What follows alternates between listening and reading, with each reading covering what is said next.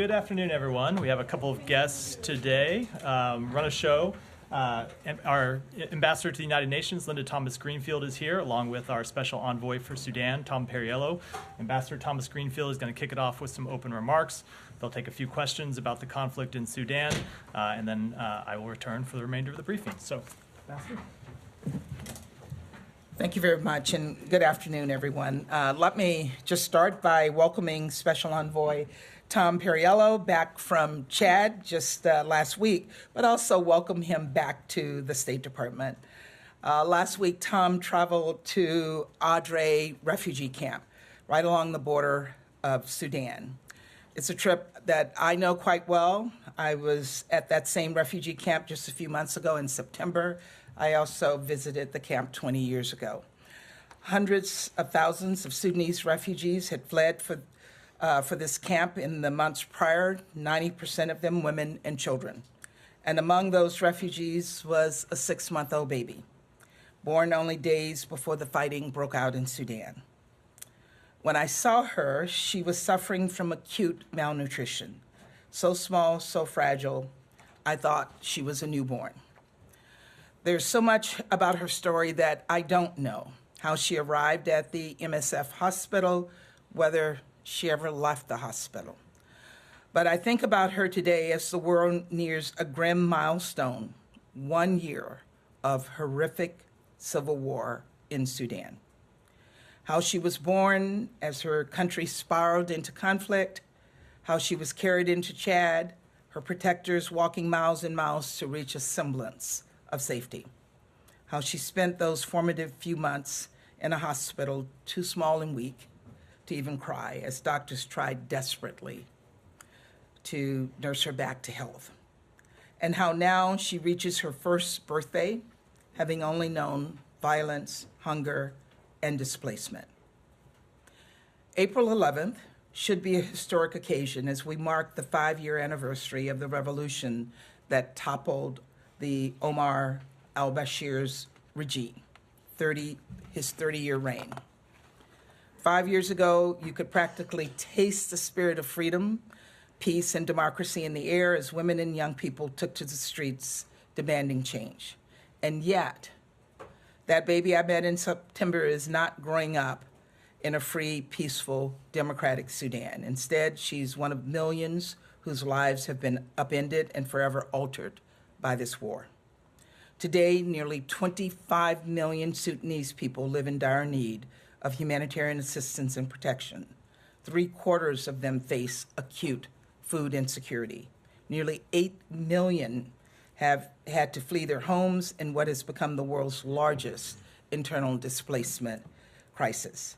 We've seen reports of gang rape, mass murder at the hands of the Rapid Support Forces militia, of girls sold into sexual slavery, boys being made into child soldiers, of urban areas destroyed by area weapons, and entire villages burned to the ground. And yet, as communities barrel toward famine, as cholera and measles spread, as violence continues to claim countless lives, the world has largely remained silent. And that must change, and it has to change now. The international community must give more, it must do more, and it has to care more. And let's start with the funding piece because that's critical. To date, just 5% of the UN's humanitarian appeal for Sudan has been met. Already, the World Food Program has had to cut assistance to over 7 million people in Chad and South Sudan. And that includes 1.2 million refugees like the ones I met in Adre, people who were already struggling to feed themselves and their families. This is a matter of life and death. Experts warn that the coming weeks and months, over 200,000 more children could die of starvation. The United States, for our part, plans on significantly increasing our funding in the days to come. More than just lacking aid, however, humanitarian workers have been systematically obstructed from delivering aid to those in need. From the beginning, brave people have been on the ground, often putting their lives at risk to save people in Sudan. But at every turn, combatants on both sides of the war have undermined their work. That includes the Sudanese Armed Forces, which has impeded the major humanitarian aid crossings from Chad into Darfur. And that's where doing more comes in.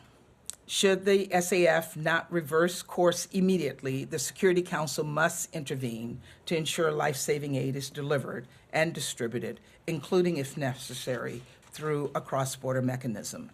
What's more, we must continue urging the warring parties to stop the fighting and get back to the negotiating table, as well as urge those outside supporters prolonging this conflict and enabling these atrocities to stop sending weapons to Sudan. Finally, I want to talk about the lack of care, the lack of attention the world has paid to Sudan. Just 5 years after a revolution that offered a glimpse at a free, peaceful, democratic Sudan, people are losing hope. Aid workers have begun calling this conflict the forgotten war. Sudanese children are asking why the world has forgotten them. And let's be clear, I don't believe the dearth of attention is because people are ignorant or unfeeling. In fact, I believe it's the opposite. I believe it's because there are so many terrible crises, so much violence and pain, that people don't quite know which way to turn. And this is where I need the help of all of you, the members of the press who join me in this briefing. As we mark 1 year of this conflict, please don't let it go uncovered. Don't let stories like the ones I heard in Chad go unheard. Don't let perpetrators of this horrific violence go unexposed, from the generals who started the war to the backers who continue to fuel it. Don't let the feeling that we've forgotten Sudan become a reality, because we need to reignite that spirit of revolution, the hope and promise that characterized this day 5 years ago. I'm counting on you, and the people of Sudan are counting on you as well.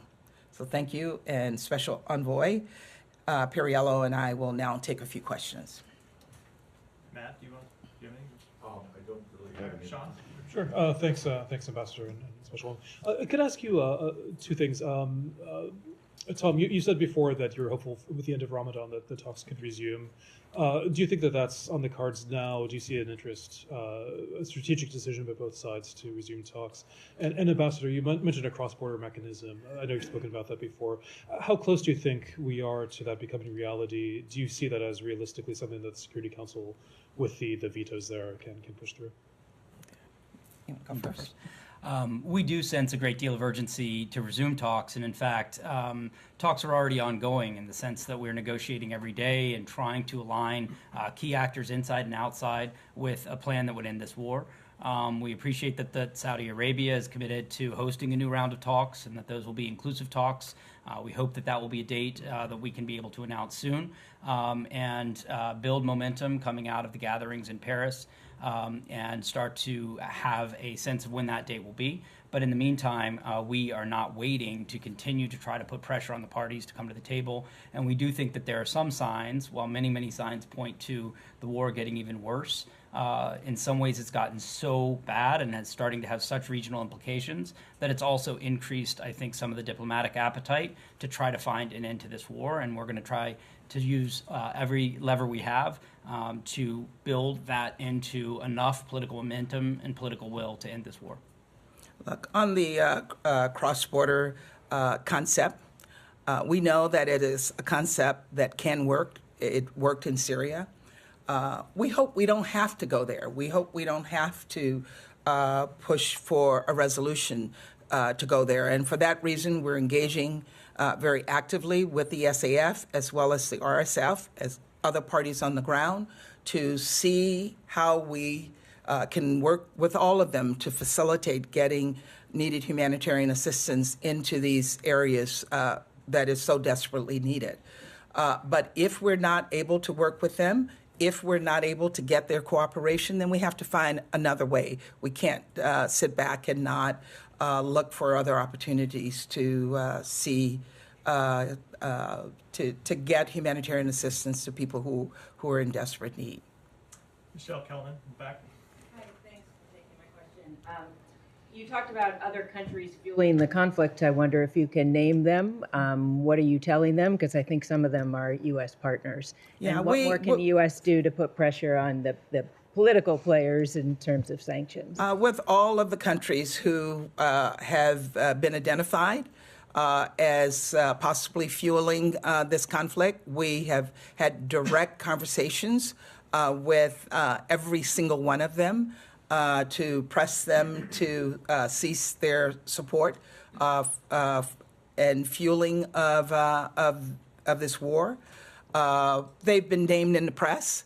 We've seen the Emiratis be named in the press. We've seen Egypt be named in the press. There are others who have been identified in the press as well. And with all of them, we have constant engagements. And I know that Tom has had those engagements as well. Thank you. Just to elaborate a little bit more on that, to what extent is the UAE, can you talk about them helping the RSF and refusing to listen to US messages to stop its weapons shipments? Can you speak about that at all? I think we've been making very clear to all partners across the region that escalating the war at this time is something that is going to not only have increasing humanitarian costs, but actually risks destabilization of the entire region. We see a conflict that in some ways has been between two sides that shows signs of being increasingly factionalized in ways that brings in some of the tribal militias that have stayed neutral.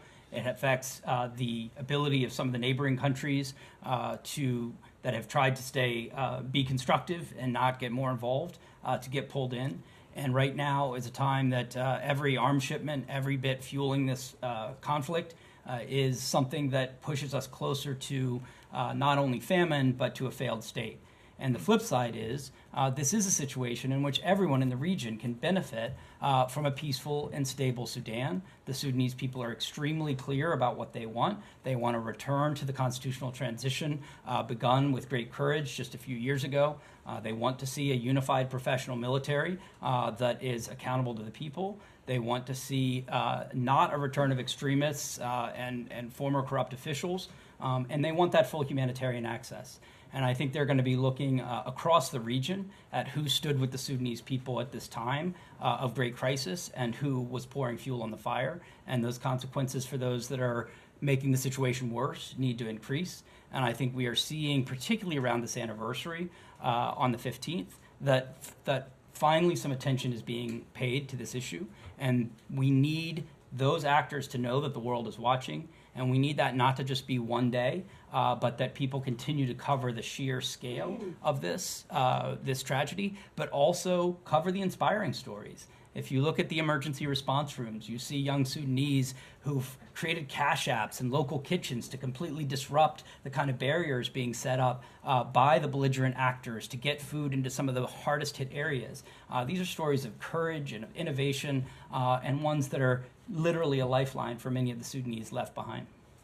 We have time for one more, son. Just to follow up on this point about the direct conversations with countries fueling the conflict, does that include Iran? And we've reported that Iranian-made armed drones have had a big impact on the course of the war. So is that something that you've communicated directly with Iran on? Are they included in those countries, and what would be the message?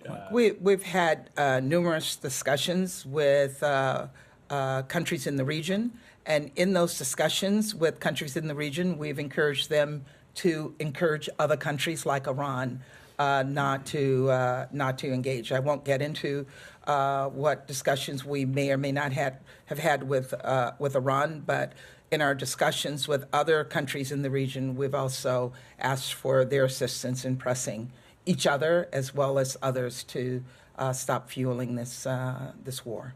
And the one thing I would just add on that is I think this speaks to the idea that for people in the region, there are many, many reasons to become pro-peace right now. The continuation of this conflict and the introduction of additional actors and additional negative elements only takes the situation into a more destabilizing direction, in addition to the human costs of this. And we think it's very important for people to notice those trend lines and see that this is an opportunity and a moment to switch from either not paying attention or playing a not constructive role to realizing we all benefit, everyone in the region will benefit from finding a path to peace. Thank you. Thank you. both. Okay, thank you. Ambassador.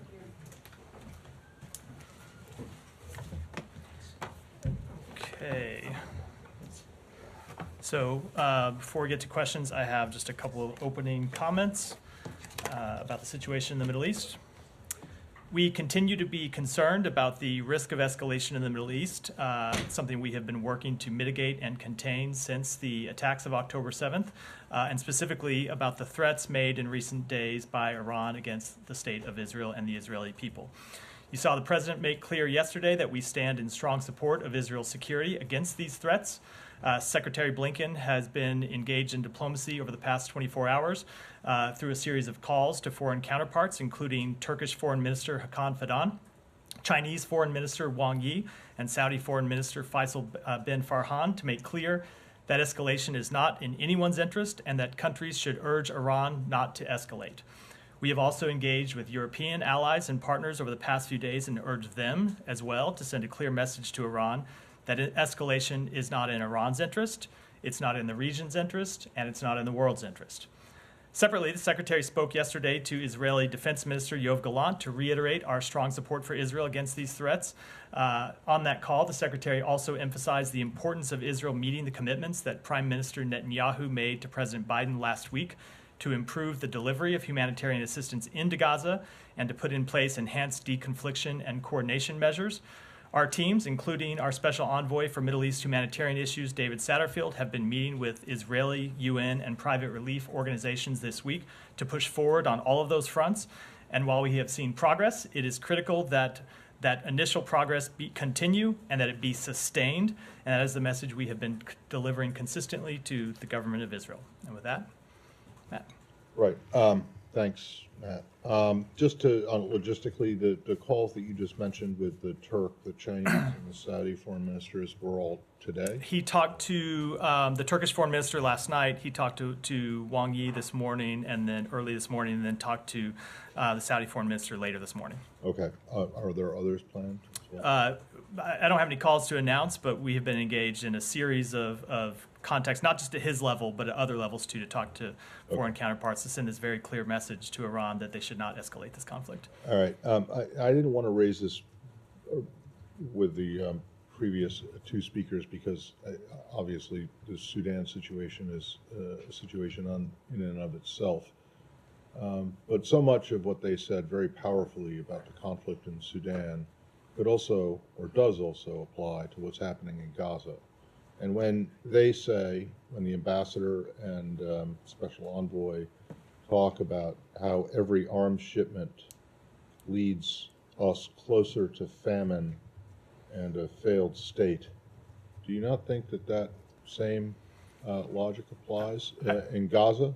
Just because it's you who are supplying the weapons, as opposed to whoever it is, the Iranians, the Emiratis, the Egyptians, whoever it is that's supplying the weapons in Sudan, doesn't the same thing apply? I would say that we are incredibly concerned about the humanitarian situation in Gaza, and that's why you've seen the United States government working to get more humanitarian assistance in. It's why we've been pushing the Israeli government so hard to let more humanitarian assistance in and to improve their deconfliction and coordination measures so there isn't such a loss of political life. And then on the political front, it's why we have been pushing with partners in the region to develop a plan for post-conflict governance in Gaza. So we don't see a failed state. So we don't see anarchy in Gaza. So we see a path forward for the Palestinian people's legitimate aspirations. That is very much the policy that we are trying to pursue and that we have been engaged in this administration from the president on down. But is it correct then, though, that the administration believes that every arms shipment to Sudan leads us closer to famine and a failed state? That that does not apply You have a very different. in Gaza. You have a very. I you get have a that, very. but It is a very different situation in Sudan, where you have a brutal civil war, two warring parties trying to seize control of the government, and in Israel, where you have Israel responding to a terrorist attack against its people and trying to achieve a legitimate counterterrorism and military purpose. That does not change at all the severity of the humanitarian situation, which is why we have been working so hard to improve that humanitarian situation for the So people you in don't Gaza. think that every arms shipment to Israel leads us closer to famine? We have continued to support Is Israel's that right correct? to. No, we have- it's- let I me don't know, say. it doesn't matter to me one way or the other. They are what you different say, but conflicts, but I know they are, I would but say, I'm just I would asking say, you, they made the point in Sudan. and I'm answering and I that. just want to know if you they feel the same way about they are that. very different conflicts, but the humanitarian situation in Gaza is dire,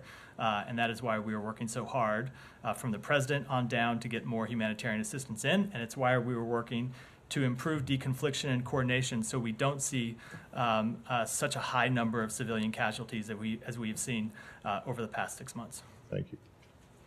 Sean, go ahead. Can I just pursue briefly on the opening comments on Colin Wang Yi and others? I realize you're probably not going to give a full read on this, but how successful was that? I mean, do you think there's an interest from these other countries as well to see Iran not escalate? So I'm not going to speak for any of those other countries. I will let them speak for themselves. But the point that the Secretary has been making to each of these counterparts, foreign counterparts, both those in the region and foreign counterparts outside of the region, is that further escalation of this conflict doesn't just hurt Israel, doesn't just hurt Iran, doesn't just hurt the countries in the region, but that it harms every country in the world. Every country in the world would be hurt by wider regional conflict. Every country in the world would be hurt by wider regional war, both economically, diplomatically. And so the Secretary has been making clear to every country that has any semblance of a relationship with Iran that it is in their interest to use that relationship to send a message to Iran that they should not escalate this conflict. But I will let those countries speak for themselves about what action they may or may not take. And I have to ask, I know this has been asked before, but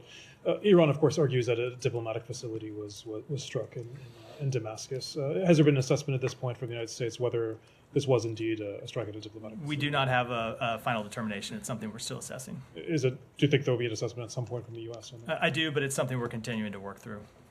Matt, on this, Yeah, Michelle, go ahead. reports say today that Iran delayed or changed plans to attack Israel at the last moment due to U.S. warnings. Can you confirm that? And do you still expect an Iranian reaction to the attack on Damascus? So I'm not going to speak to what Iran may or may not do or what our assessments are. You don't need an intelligence community assessment to see the threats that Iran has been making. They've been making those threats quite publicly and quite loudly over the past few days. So we will continue to send the message to them that it is not in their interest to escalate this conflict, and it's not in the region's broader interest, and we hope other partners will send that same message. Yeah, go ahead, Nadia. Sure. I wanted to ask this question actually to the ambassador, but the Iranian mission at the UN said that basically if the US, or the Security Council rather, condemned the attack on the consulate in Damascus, this could have, any retaliation could have been avoided. So is this your understanding that actually you don't condemn it because you cannot verify whether it is a diplomatic mission or not? And also, do you think that Israel can go and attack any other diplomatic mission if this is proved to be actually a diplomatic mission and you don't expect any country to retaliate? So Just to explain a few things just in order. First of all, I think that's a pretty flimsy excuse from the Iranian government. If they don't want to widen this conflict and they don't want to attack Israel, they don't need permission from anyone else, either at the United Nations or they just have to make the decision not to do that. And that's the decision that they should make. Now, with respect to your second question, no, we do not want to see attacks on diplomatic facilities. We oppose attacks on diplomatic facilities. We continue to assess the exact status of that facility in Damascus and don't have a final determination on that question. Okay. Saeed, go ahead. Yeah, not Iran, but ahead. like Matt, I was struck with what the ambassador said. The similarities. You could change the word Sudan for the Palestinians or Gaza, and it'd be exactly the same, with one difference. I mean, you don't have any control over the conflict in Sudan. but you certainly have. Saeed, control. let me Can I say- just finish this- my question? I have not asked my Fine, question. fair enough. Go ahead. So, my question to you is, why has the United States not taken, it's the moral high ground and its ability and its leverage to end this conflict as it can? We have seen this happen in the past. We've seen it happen in 1982. We've seen it happen with this administration in May 2021. So, my question to you: why has not this administration taken that step to end this conflict now? So, first of all, Saeed, they are very different conflicts and very different situations, and that's incredibly important. The conflict in Sudan is two warring military factions following a coup that overthrew a democratic government who are fighting for control of Sudan. That is a different question than the conflict in Gaza that was started not by Israel, but by Hamas. Hamas launching a brutal terrorist attack that killed over 1,200 Israelis and citizens of other foreign countries. And Israel has the right to hold Hamas accountable for those attacks, as the United States would, as other countries in the region would, as any country in the world if it were the victim of such a brutal terrorist attack. That said, we are trying to bring this conflict to an end. You have seen us work to try to achieve a ceasefire, an immediate ceasefire of at least 6 weeks that would bring the hostages home, and that we have said consistently we would like to see widen into a broader end to the conflict. You have seen us work on post-conflict governance to try to find a path forward for the Palestinian people's legitimate political aspirations. And you have seen us work to address the very, very severe needs of the Palestinian people in Gaza. So we are working to try and do exactly that. Okay, let me just follow up. Please don't interrupt. Just let me Yeah. go. I'll go through the questions and get to If who I I get to. may, I just want to follow up. I mean, you talked about Palestinian legitimate aspirations and so on, but insisting that this conflict began on October 7 does not recognize that, does it? Does it recognize that the Palestinians have legitimate aspirations that go back 75 years, not just to October 7th? So they do have legitimate political aspirations that go back decades. It has been the policy of the United States for decades to try to achieve 2 states. But Saeed, I don't want to, not only don't want to, I fundamentally disagree that October 7th had anything to do with trying to answer the Palestinian people's legitimate political aspirations. It was a terrorist attack targeting civilians that killed civilians by a terrorist group that does not recognize the existence of the State of Israel. So when you look at trying to achieve a peaceful resolution to the decades of violence and the decades of political conflict between the Israelis and Palestinians, it is Hamas that has firmly rejected a political solution to that decades-long dispute. Yeah, but do you acknowledge that Gaza was under siege for basically 17 years, and every other year there would be an attack and a war by Israel time after time after time, killing Saeed, hundreds and thousands there of have been Palestinians? incidents going back in this dispute, in this conflict for decades. Nothing that happened on either side justifies the attacks of October 7th. I have a quick question on Yeah, Iran go ahead. before we- Just one, there are reports of the Iranian foreign minister coming to New York City next week to visit the UN. I'm wondering how the U.S. assesses the likelihood of an Iranian attack happening during that period of time, if it would have any impact at all. I don't want to speak to a time frame. We're obviously very concerned about the threat of an Iranian attack. We've made that clear from the president on down, but I don't want to put any kind of time frame on it. We were hoping, of course, to avoid such an attack in the first place. Do you think it's moving in the direction of avoiding one? I don't want to give any type of assessment. As I said, it is not in Iran's interest. It's not in anyone's in the region, anyone in the region's interest for Iran to escalate this conflict, and that's the message we're sending to them. You were hoping to avoid an attack in the first place? Has one happened? An attack by Iran. Yeah, no, one has not happened. Weren't you hoping to avoid the Israelis attacking an Iranian? Her question was. I know, hold on. Let me just answer the question. Your answer to her seemed to suggest answer- that you thought the Iranians had already No, retaliated. my answer. Well, that's not what I would suggest. My answer was in the context of the question she asked me, which was about an attack coming next week. Fair enough. So, let's go. Let me. On that call, just the call Yeah. the Turkish foreign minister, was it purely Iran call, or did they have a chance to discuss Ukraine, the Caucasus, President Erdogan's upcoming trip, and why Turkey? Do you guys believe that Turkey has enough leverage to move the needle? And Iran, they have Iran's ear. It's not just Turkey. It's a number of countries. It's other countries as well that have relationships with Iran, Saudi Arabia, China. and we have made have had other diplomatic engagements with countries in Europe and other countries in the world because we want to send a very unified message. With respect to the call itself, the primary purpose of the call was to discuss Iran's threats against Israel. There were other issues discussed, but I don't want to get into those. I was asking because we have a statement from Khamenei last night saying that any Islamic countries supporting Israel or not supporting their narratives, they engage in treason. Any countries that what? Any Islamic countries that do not, fall in line with their narratives, they engage with treason. I was wondering how much their calculation of calling Turkey in this case is part of. It doesn't have anything to do with those comments. Obviously, comments are ones that wouldn't just be rejected by the United States, but would be rejected by other countries in the region. I have different questions. Let me stay in the region, and then go ahead. Thanks. On the hostage talks, can you give any update on whether there's been a response from Hamas? And also, is there a level of concern in the U.S. government about the Israeli strike that killed Hamas leader Ismail Haniyeh's family members? How that might affect the talks? I'm not going to give any update on the talks themselves, other than that we continue to engage in them and try to pursue a successful resolution. With respect to those strikes, I certainly hope that it will not, but I wouldn't want to make any kind of assessments. Stay in the region. Nadia, go ahead, and then we'll come back. Yeah. There's a record number of land that's been confiscated in the West Bank. That came out today. It's like between 2018 and 2023 is 5,900 acres that have been confiscated. The administration has always talked about this two-state solution, and one of the major obstacles is settlements. So if this land has been taken, and there's not just like condemnation from the administration, but actually there is nothing practical that we see that will stop this land from being taken, that will undermine the president's vision.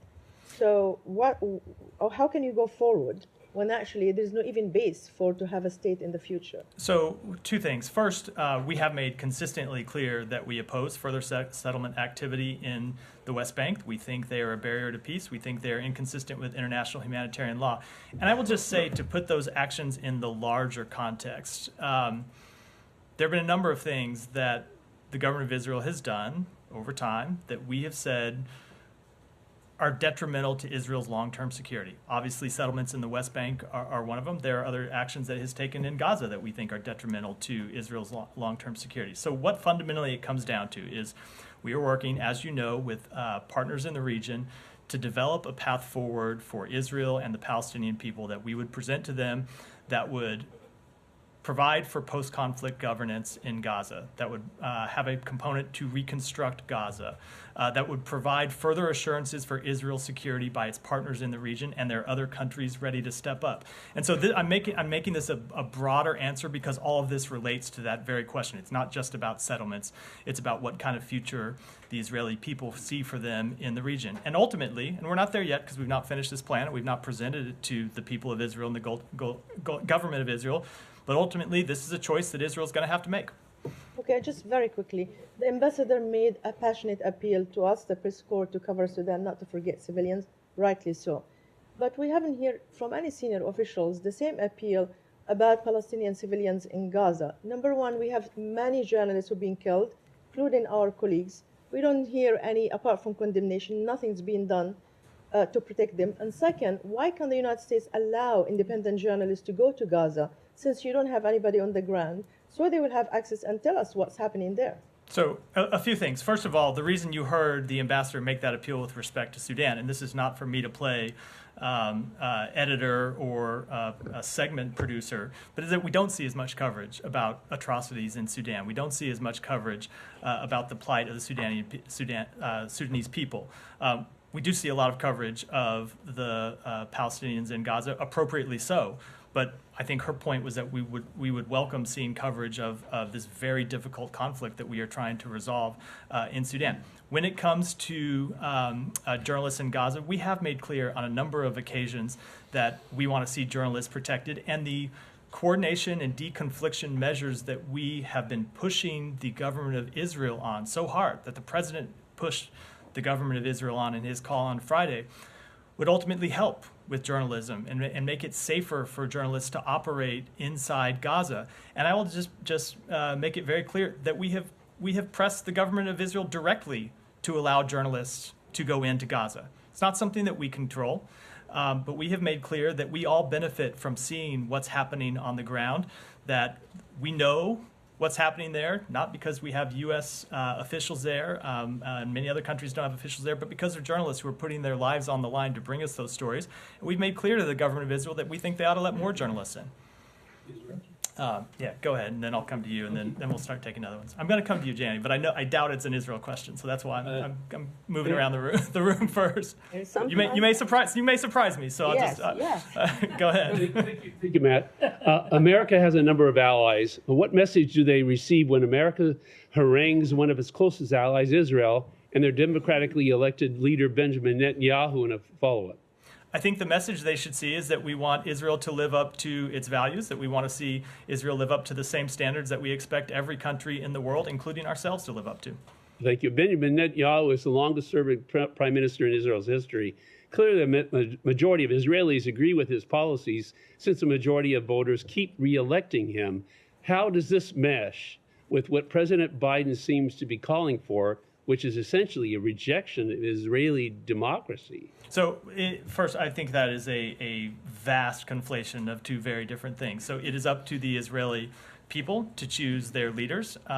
We strongly support their right to choose their leaders, as we do for the people of every country in the world. But we are going to engage with the governments that they choose to talk with them about what we think are the policies that are in our interest, what are the policies that are in their interest.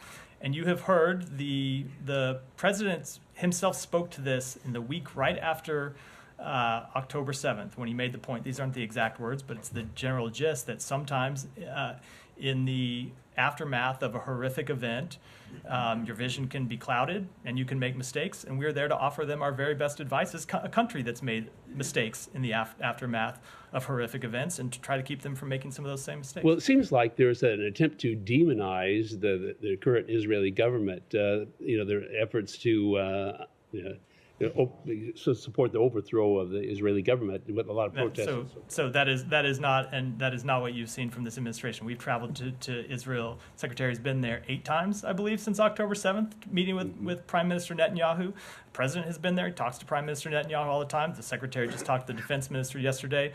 We fully support the right of the Israeli people to decide who their leaders are. Thank you. Thank you, Matt.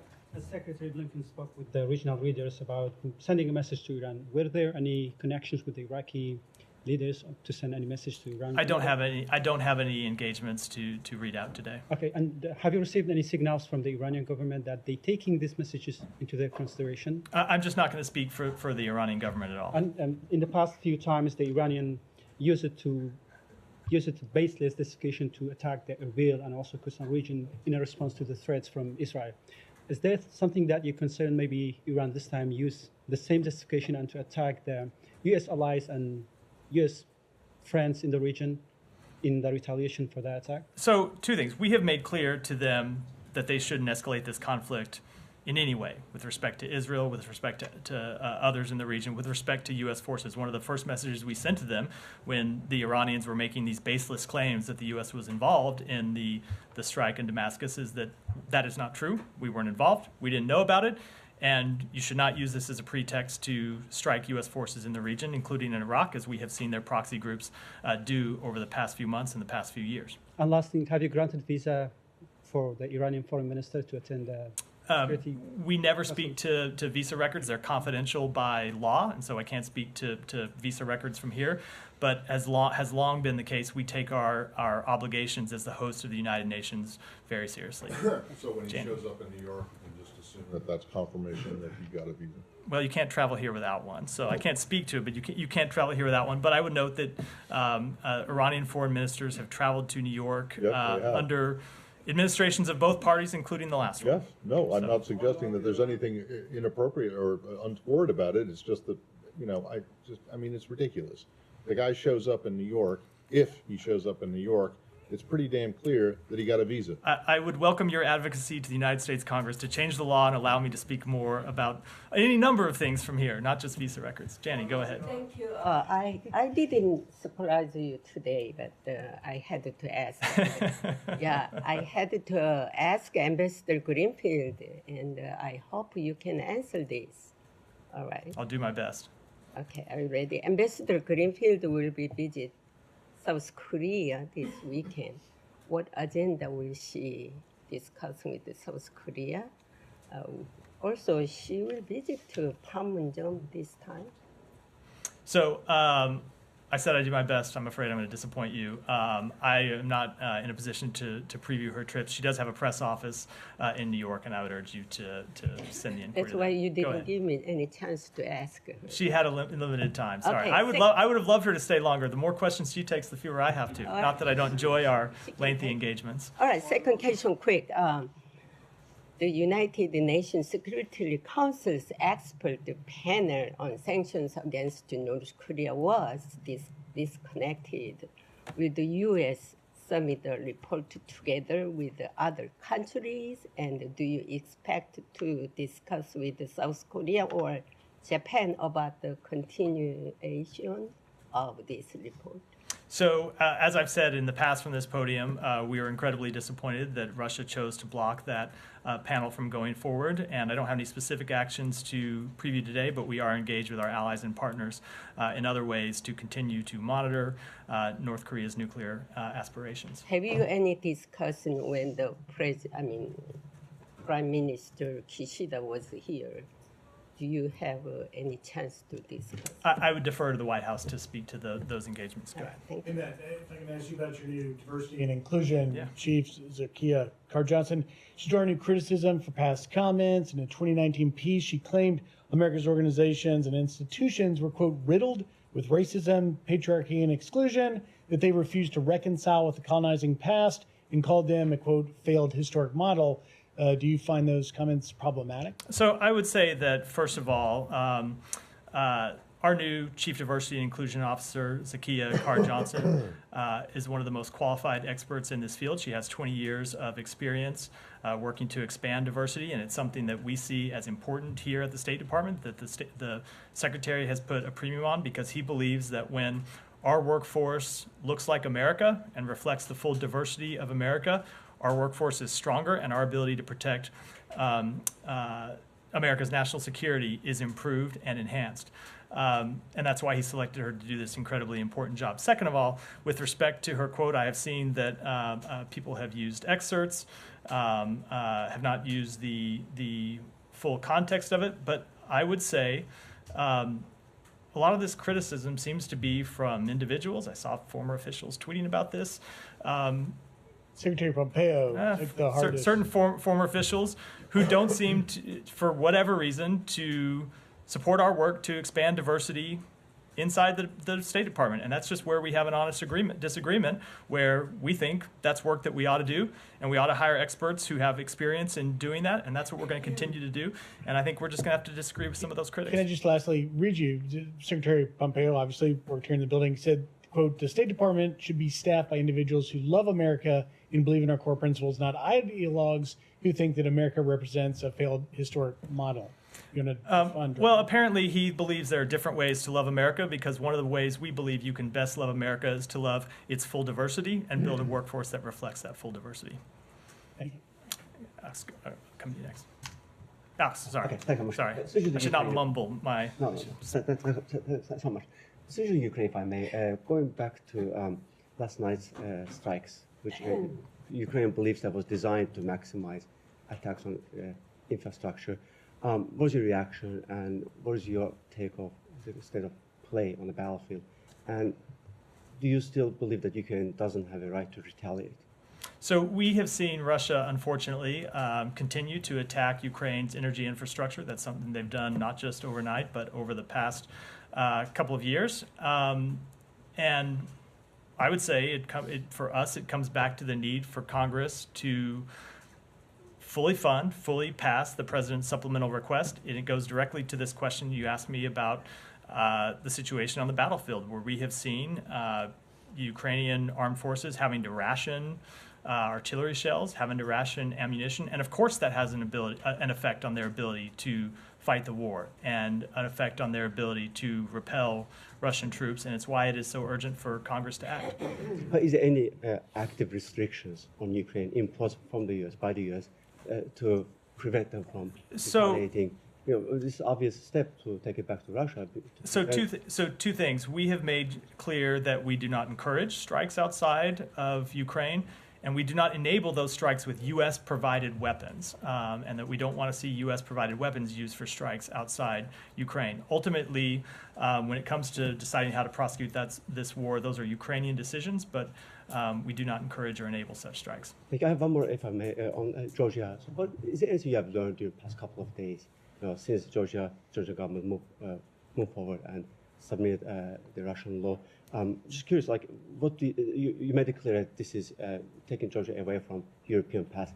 Do you witness democratic backsliding in Georgia? Is that your analysis? I don't want to make any broader assessment than the assessment I made the other day that pertains to this specific law that we believe would harm civil society organizations working to improve the lives of Georgian citizens and would derail Georgia from its European path. It's still draft legislation, and I'll leave it at that. Has anyone from this? Let me move on just because we're running short of time. Michelle. Do you have any comments on the release of more than 1,500 prisoners?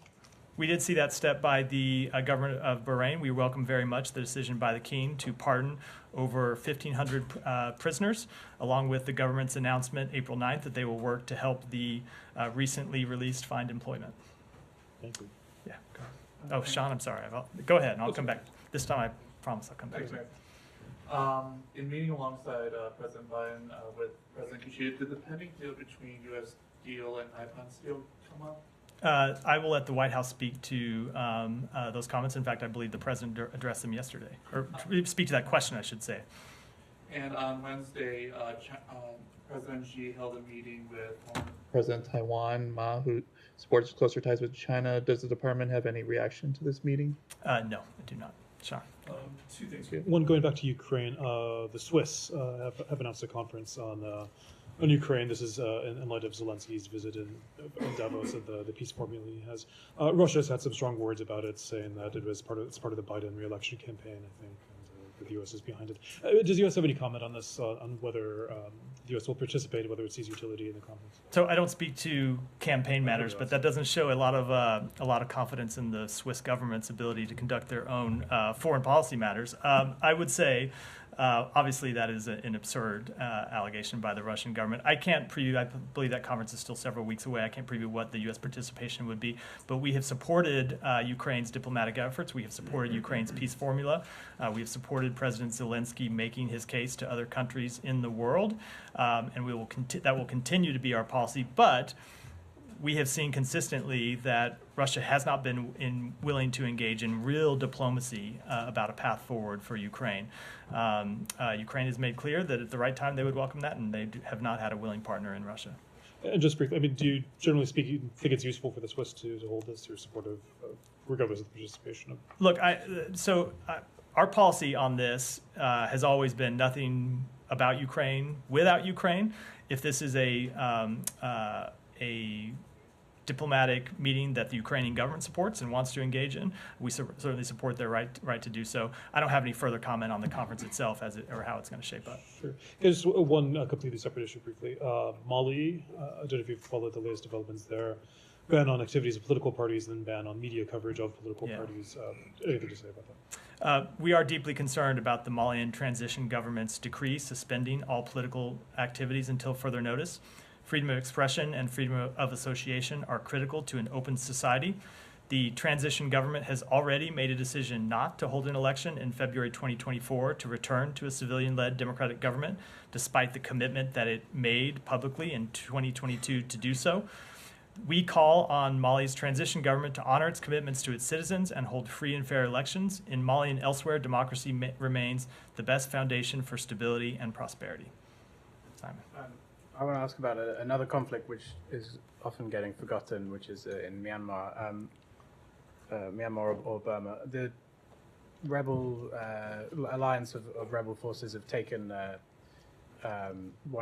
main border crossing with Thailand recently. The situation is very fluid in this conflict.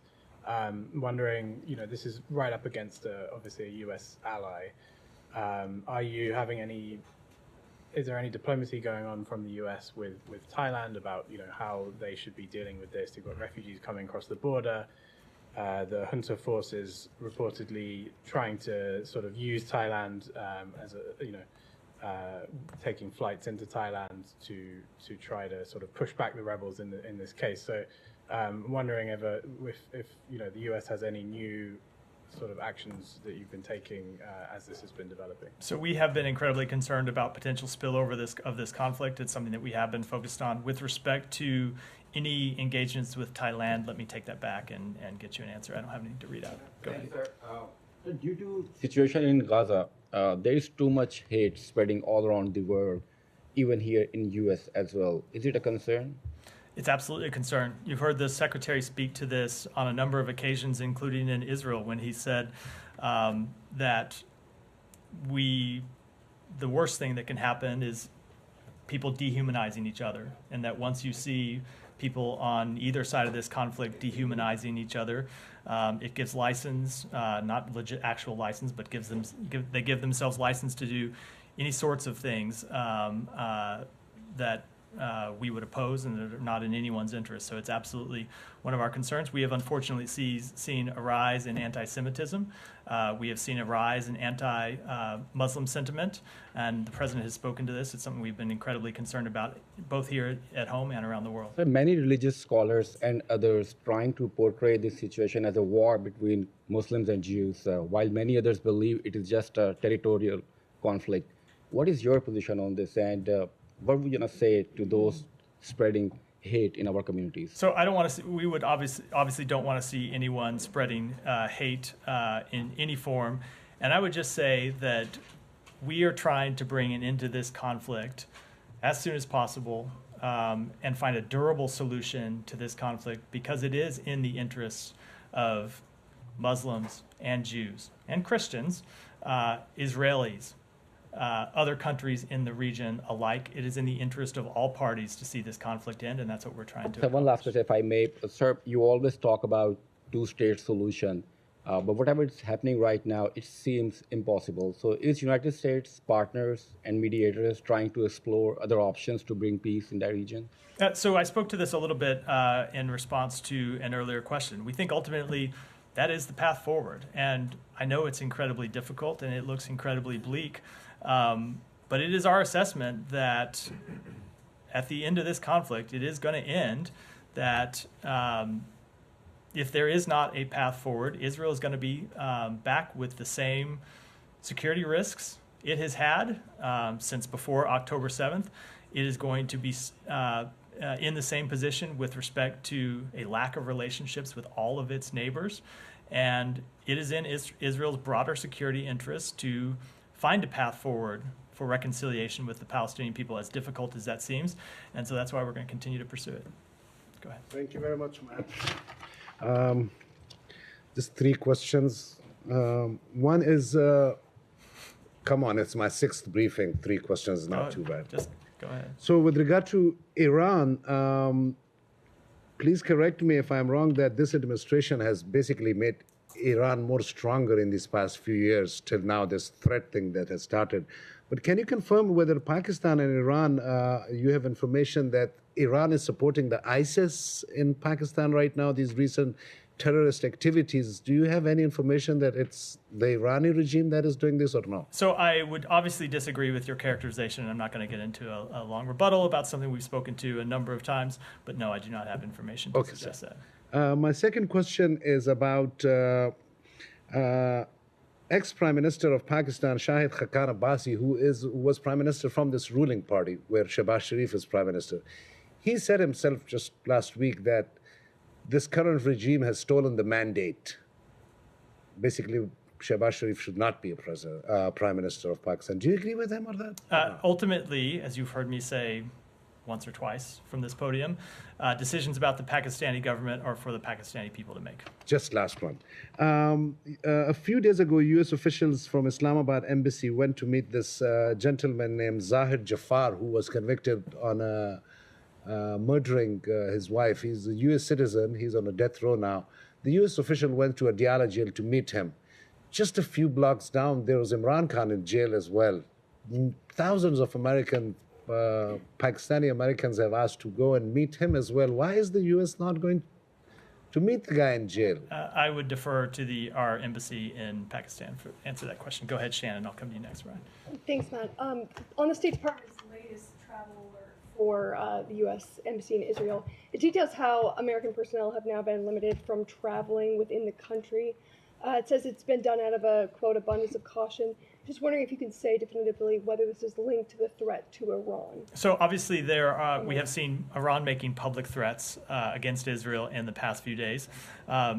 Israel's in a very tough neighborhood, and we have been monitoring the security situation. You saw us slightly adjust our travel warnings at the beginning of this conflict, and we conduct ongoing assessments all the time about the situation on the ground. So I'm not going to speak to the specific assessments that led to us to restrict our employees and family members' personal travel, but clearly we are monitoring the threat environment in the Middle East and specifically in Israel, and that's what led us to give that warning to our employees and their family members and to make it public so all U.S. citizens who either live in Israel or are traveling there are aware of it.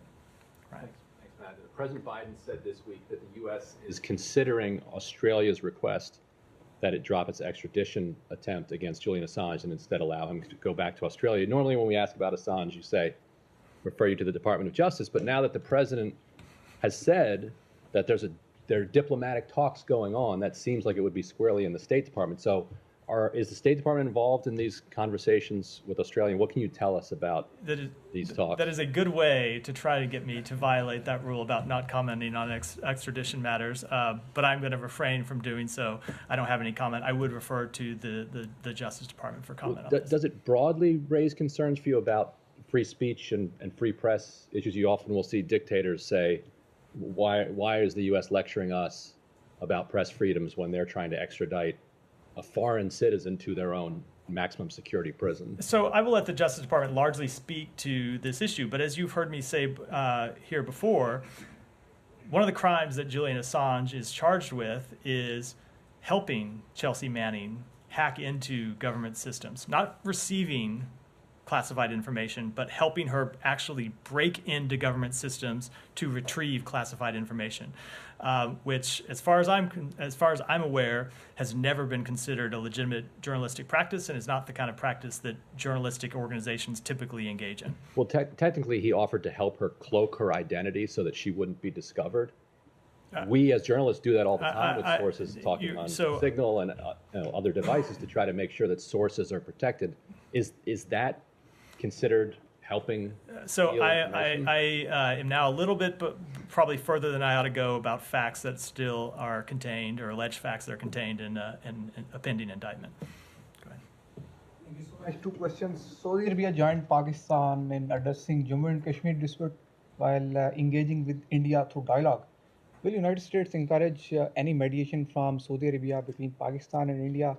Because from very recent past, we observed that United States encouraged all those engagements that goes according to the regional interest of US, including the Houthis and Saudis talks. After October 7th, US stressed Saudi Arabia to halt that talks. Before October 7th, US was encouraging that. Let me take you that one back and get a complete answer. And number 2, National Security Advisor had a scheduled visit to Saudi Arabia for talks on Israel normalization. Is it rescheduled, or with the ongoing circumstances in the Middle East, there is some policy change expected from the United States? So I will let the White House speak to the National Security Advisor's travel, but I did see him at the White House podium 2 days ago saying that he does intend to reschedule that trip. Go ahead, and then we'll go here and then wrap up for the day.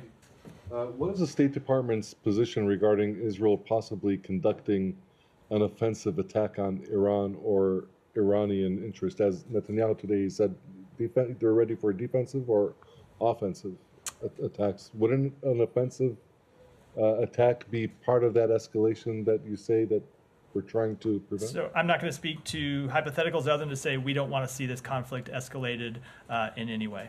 Go ahead. Thank you.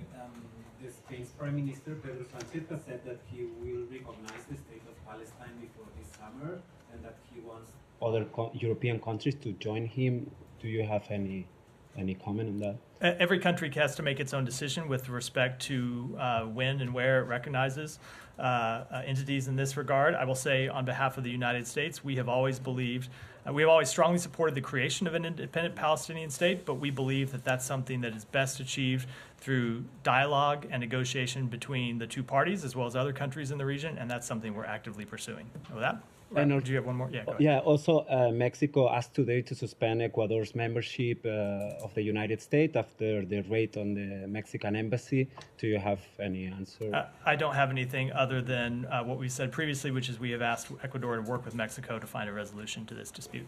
With that, wrap for today. Thank you. Thanks, Thank everyone. you.